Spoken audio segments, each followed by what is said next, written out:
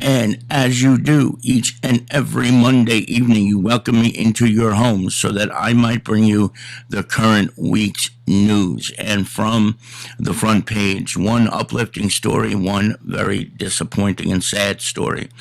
At the top, Prep turns 150. St. Peter's Prep in Jersey City, which has educated many, many, many young men in this neck of the woods, yours truly included, is celebrating its 150th anniversary. And last week, the school unveiled a statue in the likeness of a young St. Peter. And this is all part of the 150th year celebration of the school that opened its doors in downtown Jersey City in 1872. So I was very honored to be able to put together a story like this about my alma mater and to talk with some people who I knew from when I was a student, including Jim Horan, who is the vice president of planning and principal giving. The current president of the school was a year ahead of me, Mike Gomez. The principal is a graduate, Christopher Caulfield, class of 2003. And Trish Fitzpatrick, who is the director of marketing and public relations, all together. And, I get to reminisce a little bit about this place. And people often ask why it was so special. And I could have said how I felt about that, but it's not about me at all. So they did that. And you'll read about it in this week's front page story about why the school is such a special place to so many people who have gone there over the years. And, it's hard to describe, but I will say to this day that just about everything I am today is because of the 4 years that I spent there. It's hard to describe because you would sometimes you think about high school and preparing for college that high school wouldn't be as challenging as college. In my experience, my university experience was much easier because of the preparation I got there. Truly remarkable. I mean, college seemed like a cakewalk after 4 years there. It's gotten a little bit easier over the years, but our midterm exams and our final exams used to count for 1/3 of an overall semester grade. So what you took in one test was the equivalent of an entire marking period grade. It's not so heavy a weight there. But 150 years, long time. And when you consider how many Catholic schools have closed over the years, including right in the nearby neighborhood down there in downtown Jersey City, St. Mary's, St. Anthony's have all closed, and others as well.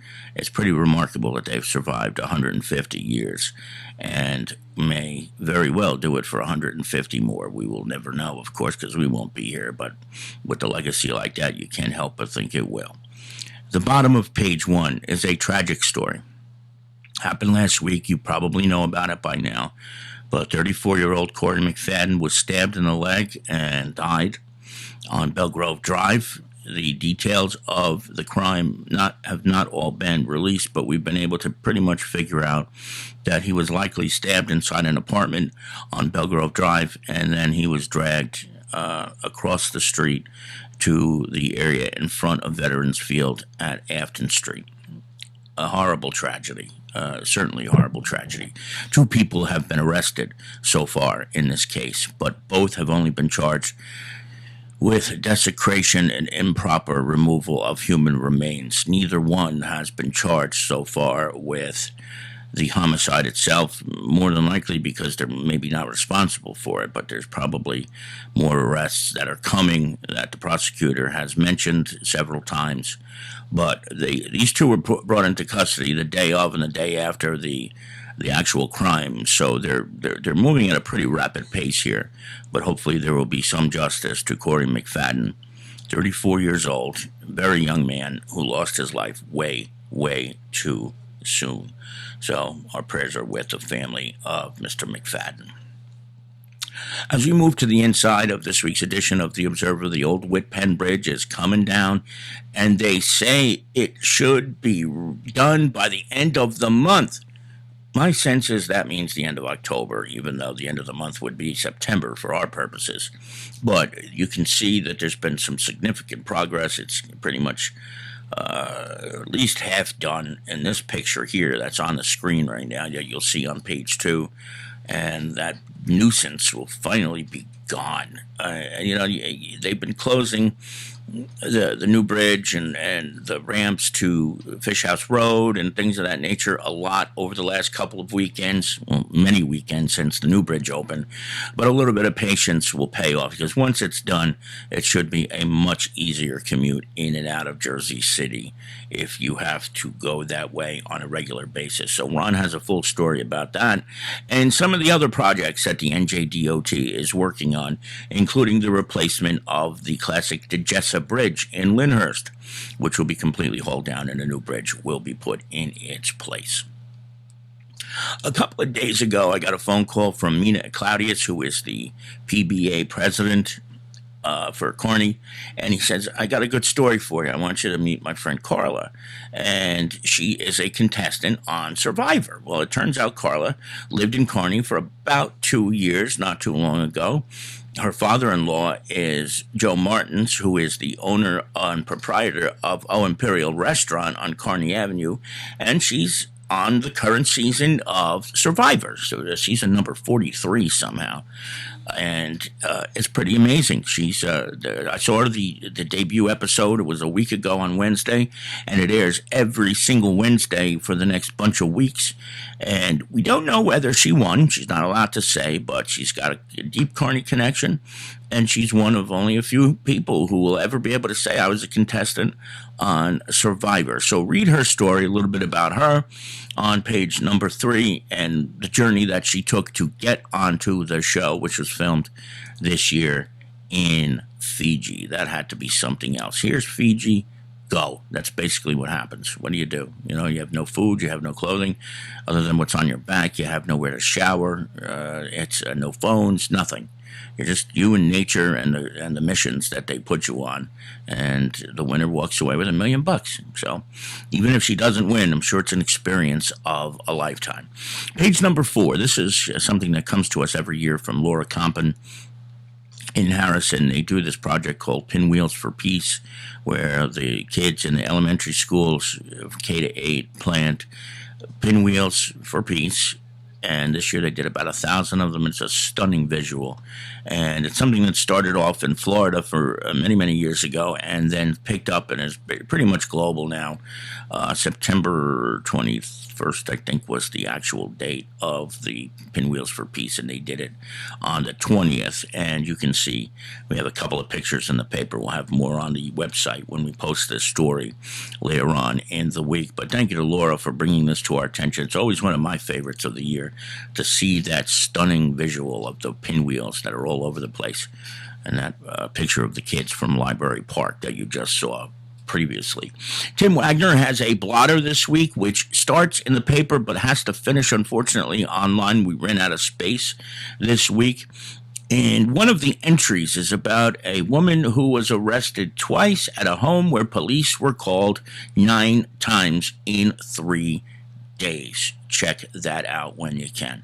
The American National Catholic Church will bless animals in the tradition of St. Francis of Assisi on the 2nd of October. So if you have a pet that needs a blessing, you can head over there to Mass, and then they will bless the animals in a public way out on the lawn. This is not a Catholic church. It is the American National Catholic Church. They're not affiliated with Rome, but they are a church that follows all the traditions of the Vatican II Catholic Church. So unlike what you hear at Mass today, with that and with your spirit stuff, you'll hear what you will remember for many, many years. And also with you, the responses. Remember how that changed about a decade ago? They have stuck with the older traditions, which are sort of newer traditions, but they do not have any connection to Rome. Just want to make that very, very clear. But they are also very, very welcoming community. Doesn't matter what your background is or who you love. You're welcome, and you're welcome to show there and worship with them, with anyone. So check that out. Shredding days are coming up, so check that out on page number 6. This is a little bit more here. Now this is our friend Carol Manley. Carol is retiring after 27 and a half years of service to the town of Kearney. She started off as a crossing guard and ended her career as a parking violations officer in the police department. And she is calling it quits at the end of this month. And Mayor Santos offered a proclamation to her at last week's Kearney Council meeting. And there's so many things I could say about Carol, none of which starts any clearer than that we were born on the same day, a few years apart, but we both share a birthday. She's such a dedicated human being. She's such a loving and caring human being, and I know I'm going to miss the heck out of her, seeing her driving around, walking around, ticketing people who think they don't deserve a ticket but really do because they parked illegally. You know, notice how everybody always has an excuse, but it's never the parking violations officer's fault. It's always, her fault. You didn't do anything wrong. But at any rate, Carol is going to be sorely missed. She's been working under, first it was John Taylor, and now Dave Rakowski in the Traffic Bureau of the Police Department. And after 27 and a half years, she can finally take a little bit of a rest and spend time with her grandkids and her husband and all those things. But Carol, congratulations on your fine career and your dedicated service to the town of Kearney. We all love you. We're all going to miss you. You're going to be very, very, very hard to replace, and we certainly thank Mayor Santos as well for recognizing your many years of dedicated service to the town of Kearney. We couldn't agree more. Jason Bernstein has a couple of good sports stories this week, including North Arlington and Lyndhurst playing each other at Red Bull Stadium, and a fundraiser for a late wrestler from North Arlington High School who died, I think it was in 2021, of a horrible rafting incident. And there's going to be a fundraiser at the North Arlington High School coming up, so I hope you'll check that out. And I won't say any more, but this is our Jason's Athlete of the Week. His name is Wise, and he is from Lyndhurst High School, but I'm not going to get into that because you should pick that up. It's an important read. Congratulations to him. I just can't think of his first name off the top of my head, and for that, I am very sorry. There are 2 pages of classifieds this week. So if you're looking for a job or a place to live or somebody to hire to do some work around the house, plenty to find in this week's classifieds. So check those out when you get a chance. And that's it. You believe it's almost October? Our next edition is going to be October 2022. It was just, to me, things have frozen in time since March of 2020. And now here we are, almost October 2022. Getting old stinks, doesn't it? Yeah. Anyway, so that's going to do it. We will be back 1 week from today. And of course, if anything breaks before that, we will join you sooner than later. And hope you all have a great week. So from the newsroom of The Observer and TheObserver.com, it's Kevin Canessa. We're signing off for now, and we will see you back here again. We hope to see you back here again very, very soon. Good night, everybody. Enjoy the rest of your Monday evening.